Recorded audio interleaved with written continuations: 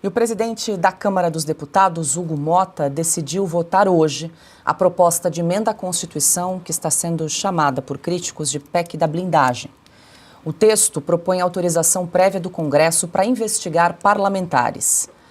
A proposta é vista como uma reação à atuação do Supremo e conta com o apoio de aliados do ex-presidente Jair Bolsonaro, que entendem ser esse um passo para limitar o poder do judiciário sobre deputados e senadores.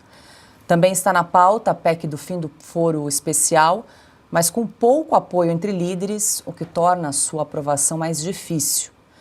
A chamada PEC da blindagem propõe definir melhor as regras sobre prisões de parlamentares, restringindo-as a crimes inafiançáveis como racismo, tortura, tráfico de drogas, terrorismo e crimes hediondos. O tema ganhou apoio do Centrão e tem avançado na casa.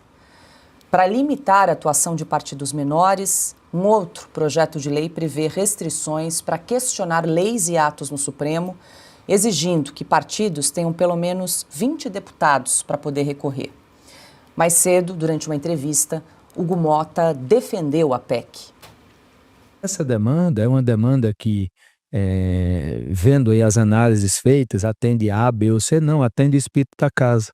É isso que nós temos conversado, temos aqui o líder Pedro Lucas presente, que participou das reuniões e sabe que há de vários partidos, não só partidos que estão, por exemplo, na oposição ou estão na base aliada, mas é um sentimento na casa de que essa atividade parlamentar precisa ser, não vou dizer melhor protegida, mas precisa ser melhor dimensionada do ponto de vista legal, porque no entendimento da casa, algumas decisões têm, de certa forma, transgredido o limite daquilo que é o parlamentar garantido. Então, essa instabilidade institucional que temos vivido momentaneamente, isso tem incomodado internamente os deputados e não é uma medida de retaliação a quem quer que seja.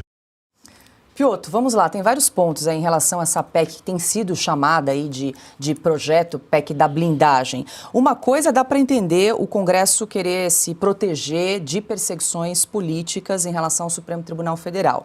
Agora, quando o texto propõe autorização prévia do Congresso para iniciar uma investigação, não pode ser a investigação de um parlamentar, não pode ser temerário. Imagina que o parlamentar tome posse e aí ele vai ficar 4 anos no mandato e a investigação é paralisada, suspensa por 4 anos para só depois retomar uma investigação num caso de corrupção, num caso de desvio de recursos desse parlamentar, Piotr? Sim, Paula, é temerário, é preocupante, mas vamos separar. Num Brasil normal, em que o Supremo não colocaria uma corda no pescoço de cada parlamentar para pressionar o parlamentar a votar ou não votar, a dizer ou não dizer, a falar ou não falar, inclusive falar ou não falar, tudo bem. Aí se você não tivesse esse Supremo anabolizado, que nós temos hoje, esse país não precisaria de PEC da blindagem, não faz sentido. Não, é um privilégio muito grande. É um privilégio de se blindar de acusações, de processos. Esse não é o ponto. Acontece que o Supremo hoje já não é mais um lugar que te dê o mínimo de garantia institucional de que o parlamentar que tem foro por prerrogativa de função possa ser julgado lá de acordo com a lei. Não é mais. Há perseguição política dentro do Supremo. Alguma dúvida sobre isso?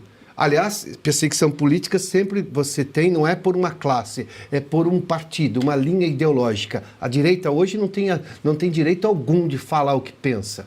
Quantos parlamentares da direita hoje estão sendo investigados por pedido da Polícia Federal, da Superintendência da Polícia Federal, com a anuência de ministro supremo, inclusive da PGR?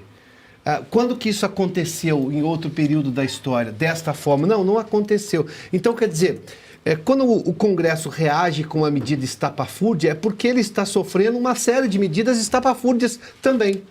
É abusivo, é um exagero essa PEC da blindagem? Claro que é um exagero. Mas qual é a reação que se tem hoje possível para tentar parar minimamente uma atuação abusiva do Supremo Tribunal Federal?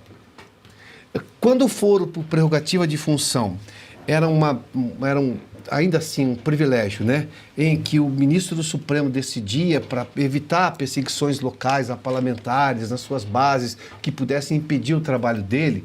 Claro que isso foi mal usado por várias vezes, o Supremo demorava a julgar, enfim, aquilo se confundia com qualquer outro tipo de coisa, menos com justiça, era uma crítica válida ao foro por prerrogativa de função. Hoje se critica o foro por prerrogativa de função porque dá ao Supremo o direito de escolher quem ele quer processar, quem ele quer perseguir, e isso é ruim. A PEC da blindagem é um abuso que tenta responder a outro abuso. Dentro do país que nós estamos, passa a ser razoável, embora não seja. Se você me perguntar se eu acho isso errado, não é, mas no mundo real. Agora, que mundo nós estamos vivendo hoje no país? Como é que a Câmara vai se proteger? Talvez fosse acabar, e aí sim, uma medida muito melhor, acabar com o foro por prerrogativa de função. Limitar ações de ministro supremo em relação a qualquer coisa no Brasil hoje. Tira ministro supremo de decisão corriqueira, para no STJ e olhe lá. Não, tudo acaba no Supremo. Por quê? Porque eu tenho o comando das duas casas dependente da proteção do Supremo Tribunal Federal, inclusive a família do Hugo Mota. E, claro, o Davi Alcolumbre também. Mas o que a gente está vendo é um abuso, um absurdo para tentar conter um outro absurdo, que ainda é maior. Porque a PEC da blindagem é ainda um projeto. Depende de votação. O Supremo abusivo, perseguidor de parlamentares, sobretudo da direita, é uma realidade há muito tempo. Daí a gente vai ficar o quê? Vamos esperar o Supremo acabar com qualquer liberdade de um pensamento brasileiro, de uma linha de pensamento brasileiro político, que é o da direita, para depois tomar alguma medida? Eu não sei, eu não estou dizendo que é a melhor saída, mas diante do que nós estamos vivendo, eu preciso encarar a realidade.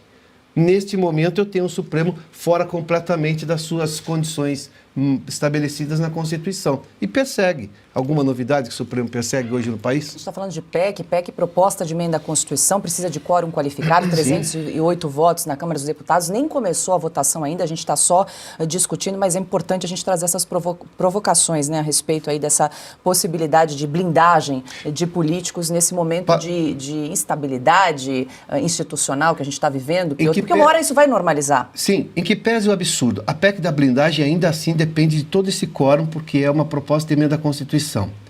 Hoje um ministro do Supremo de forma monocrática persegue um parlamentar. Ele não se dá o direito de inclusive ouvir todos os 11 para ter uma maioria de 6. Não.